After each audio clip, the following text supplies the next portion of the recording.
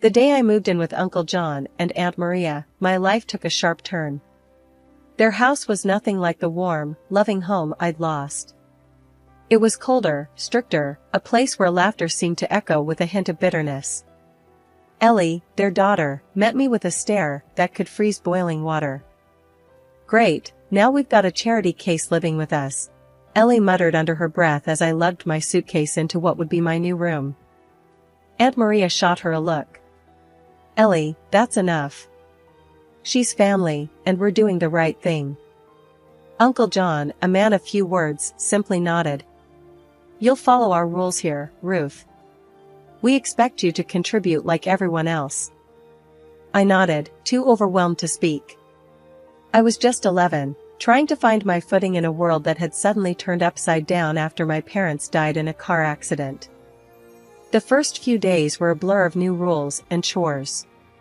Ellie made sure to remind me of my place at every turn. "Why are you even here? You're not really one of us," she sneered one day as we washed dishes. "Just a little orphan girl living off our charity." I clenched my jaw, focusing on the soapy water. "I'm here because your parents took me in," I replied, trying to keep my voice steady. "Yeah, and don't you forget it. You owe us," Ellie snapped back, splashing water in my direction. The nights were the hardest. I'd lie in bed, listening to the silence of the house, missing my parents more than ever. Tears were my only solace, but I never let Ellie or her parents hear me cry. I made a silent vow to myself, I would endure, no matter what. Helping with the housework became my escape. Aunt Maria was particular about how things were done, and I learned quickly to avoid her criticism. "You call this clean?" she'd often scold, pointing at a spot I'd missed on the floor. "Sorry, Aunt Maria. I'll do it again," I'd say, grabbing the mop and going over the spot until she was satisfied. Uncle John was a stern man, his words sparing but sharp. "We're not running a hotel here, Ruth. Pull your weight," he'd remind me, even though I was already doing more chores than Ellie. Ellie, for her part, never missed a chance to make my life harder. She'd hide my sewing supplies, knowing how much I loved to sew, then feign innocence when I couldn't find them. "Looking for these?" she'd taunt, holding my scissors just out of reach. "Maybe if you're nice to me, I'll give them back." But I never retaliated. I kept to myself, burying my hurt and focusing on my sewing. It was my one joy, the thread that connected me to happier times with my parents. I started with doll clothes, moving on to alter whatever old clothes I could find. It wasn't much, but it was mine. Life with Uncle John and Aunt Maria was a mixed bag. They provided a roof over my head, sure, but it was Ellie who made sure I never forgot I was different. Amid the coldness and the chores, I found my escape in a corner of my room with a needle, thread, and old fabrics that whispered promises of transformation. One evening, as I was turning a faded curtain into a skirt, Ellie barged into my room without knocking. "What are you doing with that old rag?" she sneered, her eyes scanning my makeshift sewing station. "Just making something new," I replied, keeping my focus on the fabric under my hands. I wasn't about to let her see how much her words stung. Ellie laughed, a harsh sound that filled the small space. "You think you're some kind of designer? Please. You'll always be wearing hand-me-downs and trash." I bit back a retort, choosing silence over fueling the fire. She shook her head, smirking, and left, leaving a trail of scorn in her wake. The next day at school, I wore the skirt. It wasn't perfect, but it was mine. I paired it with a simple top I'd altered, feeling a mix of pride and nervousness. That's when Kelly, a girl from my class, noticed. "Hey, Ruth, that's a cool skirt. Did you get that downtown?" she asked, eyeing the pattern with genuine interest. I hesitated, then decided on the truth. "No, I made it myself." "Seriously? That's awesome. You've got talent," Kelly said, her words a balm to the sting of Ellie's mockery. Encouraged by Kelly's reaction, I started spending every spare moment sewing. My room became a sanctuary filled with fabric scraps and dreams stitched into reality. Each piece I created was a step away from the identity Ellie and her parents imposed on me. One Saturday, as I was cutting into a dress that Aunt Maria had declared too old, Uncle John walked in. "What's all this?" he grumbled, surveying the mess of fabrics and patterns scattered around. "I'm making something new to wear," I said, trying to keep my voice steady under his scrutiny. He picked up a piece of fabric, twisting it in his hands. "Seems like a waste of time. You should focus on your chores, not play dress-up." His words were like a slap, dismissing not just my passion, but my efforts to rise above my circumstances. "It's not a waste," I muttered, but he was already walking away, uninterested in my defense. Despite their disdain, I couldn't stop. Sewing became more than a hobby, it was my rebellion, my claim to an identity they couldn't touch. Each stitch was a word in the narrative I was writing for myself, one where I wasn't just the orphaned niece, but Ruth, the girl who could create beauty from neglect. Things took a sharp turn after I hit 18. Ellie got herself a shiny new car for her birthday, a sleek thing that made my heart sink every time it roared to life. Meanwhile, Uncle John and Aunt Maria suddenly upgraded their lives with fancy gadgets and furniture that seemed out of place in our modest home.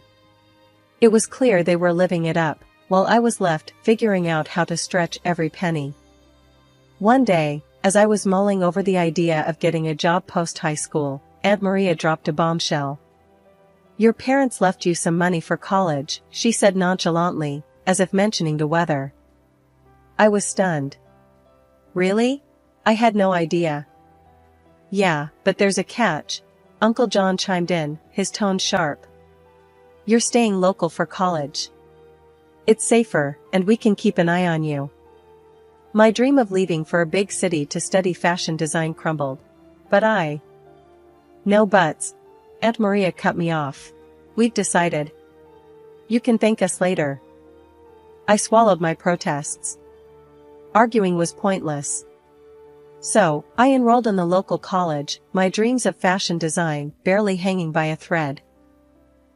Needing to support myself and save for the future, I landed a job as an assistant secretary at a law office nearby. It wasn't glamorous, but it paid the bills. "Look at you, all grown up and working," Ellie sneered one evening as I was sketching designs. "Still playing dress-up, I see." "Better than playing spoiled brat," I retorted without looking up. My patience with her was wearing thin. She huffed, clearly annoyed, and stormed out. I couldn't help but smile a little. For once, I had the last word. Despite the setbacks, I didn't give up on fashion. Every evening, after work and classes, I'd dive into my world of sketches and fabrics, transforming Ellie's discarded clothes into pieces that felt like me. It was my rebellion, my way of holding on to the dream, even if it was stitched together from the leftovers of someone else's life. Working late again, Ruth, my coworker, Mike, asked one evening as he passed by my desk. "Yeah, got a project I'm passionate about," I replied, packing up my sketches discreetly. "Must be nice, having something you love doing," he said, a hint of envy in his voice. "It is," I admitted, feeling a surge of pride. "It's not much, but it's mine." Walking home that night, I felt a mix of emotions. Frustration, for sure, at the way my life was hemmed in by my guardian's decisions. But also determination.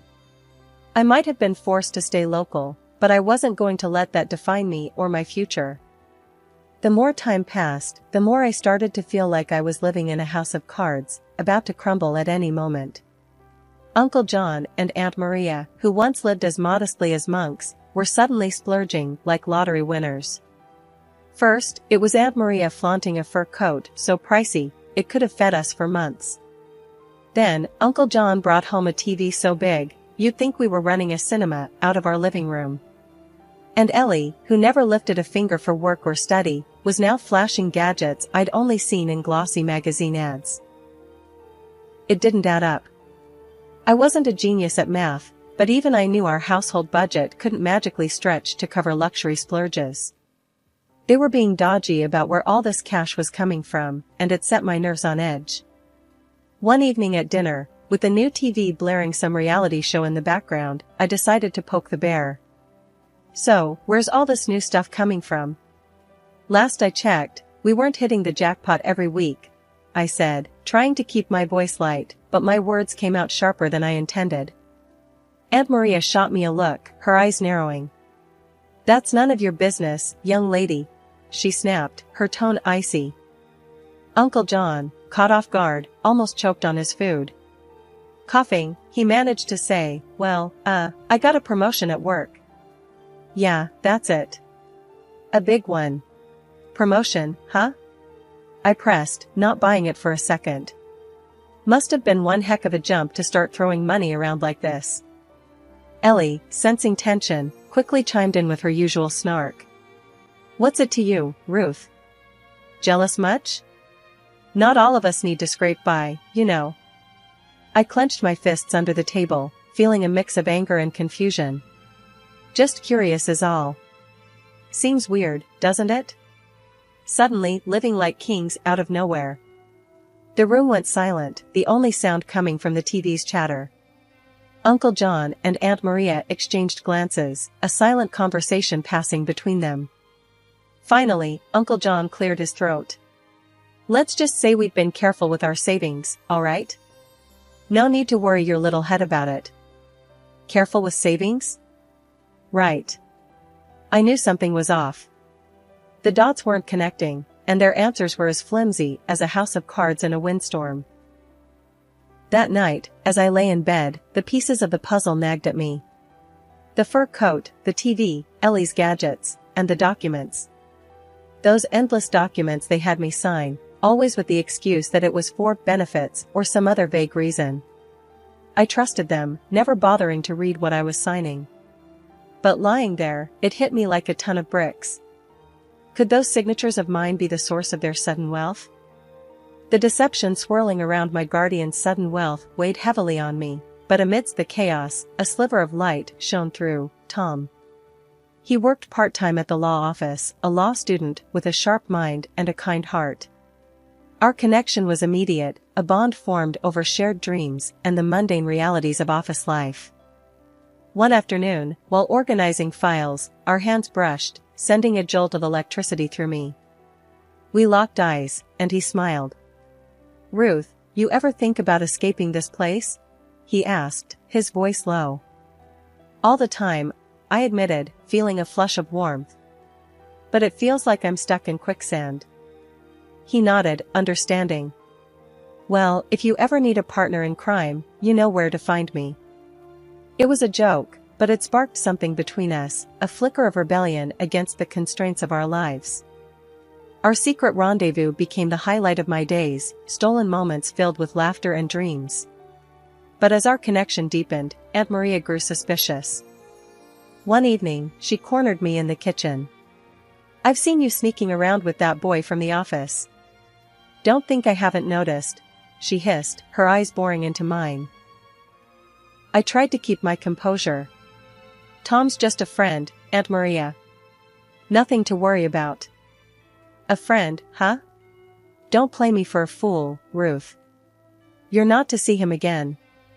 "It's for your own good," she snapped, her tone leaving no room for argument.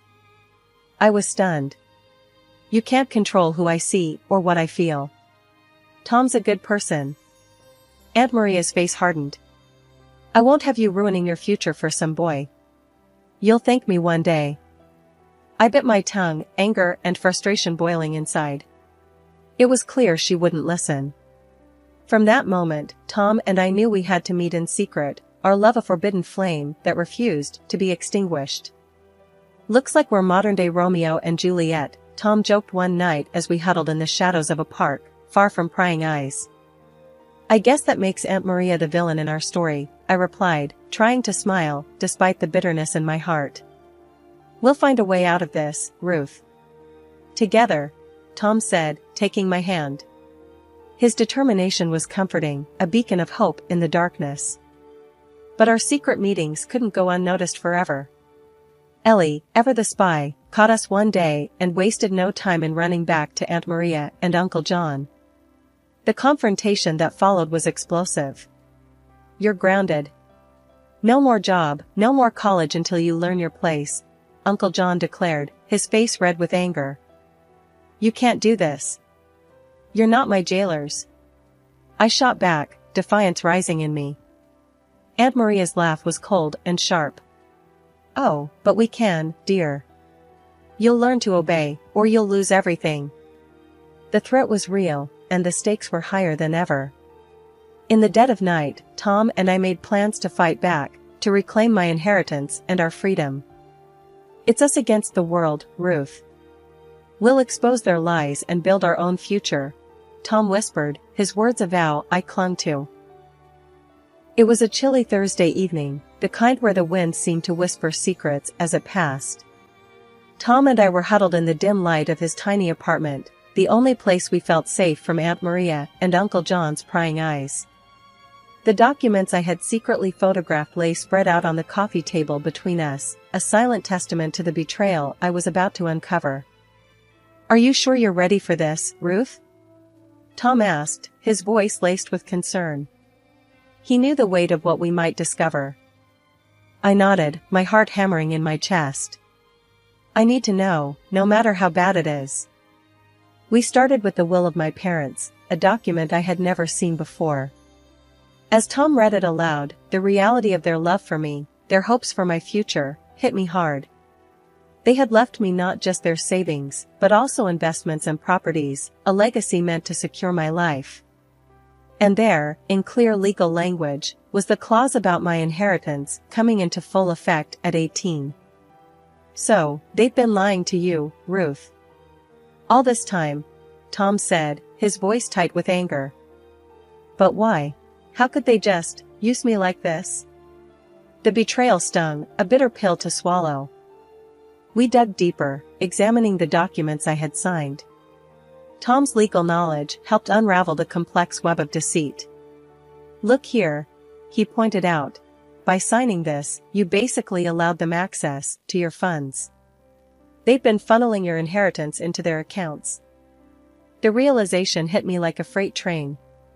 My trust, my loyalty, had been manipulated to fund their lavish lifestyle. "I can't believe this. They told me it was all for benefits, for my college fund," I said, feeling naive and foolish. "It's classic fraud, Ruth. And it's illegal." "You have rights," Tom reassured me, his hand finding mine. The next steps were daunting. We discussed lawyers, legal battles, and the possibility of going public. The thought of facing Aunt Maria and Uncle John, exposing them for the frauds they were, made my stomach churn. "We'll need evidence, solid proof that can't be dismissed," Tom said, already plotting our course of action. I was scared, more scared than I'd ever been, but the fire of justice burned within me. "Let's do it. Let's expose them. I can't let them get away with this." The determination in my voice surprised even me. I was no longer the timid girl who had arrived at their doorstep, seeking refuge. I was a woman wronged, ready to claim what was rightfully mine. The plan was set. We would gather more evidence, consult with a lawyer Tom knew, and build a case that would stand up in court. It was going to be a long, hard fight, but I was ready. Ready to face the guardians who had become my oppressors, ready to reclaim my life and my future. The days leading up to the court date were a blur. Tom and I spent every moment poring over documents, meeting with our lawyer, Mr. Henderson, and preparing our case. The evidence was solid, but the thought of facing Aunt Maria and Uncle John in court made my stomach twist in knots. "Remember, it's about the truth," Mr. Henderson reminded me as we sat in his cluttered office, papers strewn about.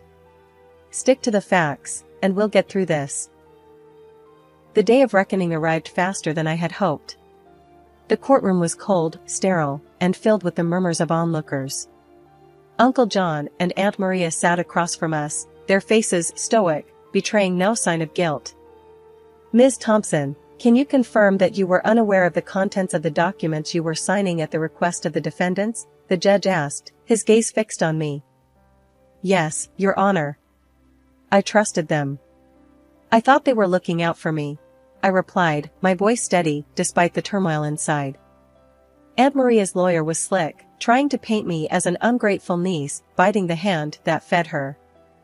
Isn't it true that the defendants provided you with a home and care after your parents' tragic demise? He asked, his tone dripping with insinuation. They did, but that doesn't give them the right to steal my inheritance, I shot back, refusing to be intimidated. The turning point came when Tom took the stand, presenting the financial records we had uncovered. These documents clearly show the transfer of funds from Ms. Thompson's accounts to the defendants, immediately following her signature on the documents they presented to her. He explained, his confidence undercutting the defense's arguments. Aunt Maria and Uncle John squirmed in their seats, their facade finally cracking under the weight of evidence against them. After what felt like an eternity, the judge delivered his verdict. The evidence presented clearly demonstrates a breach of trust and fraudulent activity by the defendants. I hereby order the immediate restitution of all misappropriated funds to Ms. Thompson, along with appropriate penalties for the defendants. The courtroom erupted in murmurs, but all I could hear was the pounding of my heart. Justice had been served. Outside, the sun seemed brighter, the air fresher. You did it, Ruth. You stood up for yourself, Tom said, wrapping me in a hug. I couldn't have done it without you, I whispered, feeling a weight lift off my shoulders. With my inheritance rightfully returned, I set my sights on the future. With my inheritance rightfully returned, I set my sights on the future. I started studying to be a designer, fulfilling my long-held dream. It was difficult, but interesting. And it's fair to myself. Years had flown by, turning pages filled with trials into chapters of triumph. My atelier, once just a dream woven from threads of hope and defiance, now stood as a testament to my journey. I had built a name for myself in the city, not just as a fashion designer, but as a symbol of resilience. One afternoon, as the autumn sun cast long shadows across my studio, Ellie barged in, her presence as unwelcome as a storm cloud. Time hadn't been kind to her, the arrogance still hung around her like a tattered cloak, but desperation had etched lines into her face. Ruth, you gotta help me. She started without a greeting, her voice a mix of demand and despair. I'm in deep, really deep. I need money. I paused, the shock of her audacity giving way to a cold sense of inevitability. Ellie, I can't just hand you money. But I can offer you a job. Work for it, earn it. Her reaction was immediate and volcanic. A job? Are you kidding me? I don't need a job, Ruth, I need cash, and I need it now. She spat, her eyes blazing with anger. I stood my ground, feeling the weight of our shared past heavy between us. I won't fuel your mistakes, Ellie. A job is all I'm offering. Take it or leave it. Her fury boiled over. You think you're better than me now, huh? Just because you play dress up for a living? She sneered, her words laced with venom. No, Ellie. I worked hard for everything I have. I'm offering you a chance to do the same, I replied, my voice steady. Ellie's laugh was bitter, devoid of humor. I don't need your charity or your lectures. You'll regret this, Ruth. As she stormed out, I felt a wave of sadness for what we both had lost, but also a deep, unshakable conviction in my choices. I had learned the hard way that no one could save you if you weren't willing to save yourself. Weeks later, news trickled down to me that Aunt Maria and Uncle John's house had been sold off to cover debts. Ellie had vanished, chasing after windfalls that would never come. The cycle of choices and consequences had come full circle. Sitting in my studio, surrounded by the vibrant chaos of creativity, I reflected on the journey. From the ashes of a broken past, I had carved out a space where dreams took shape, where resilience was the fabric of success. Tom, now my husband and partner in every sense, placed a supportive hand on my shoulder. You okay? I smiled, leaning into his strength. Yeah, I am. It's just, life's funny, isn't it? How it all turns out.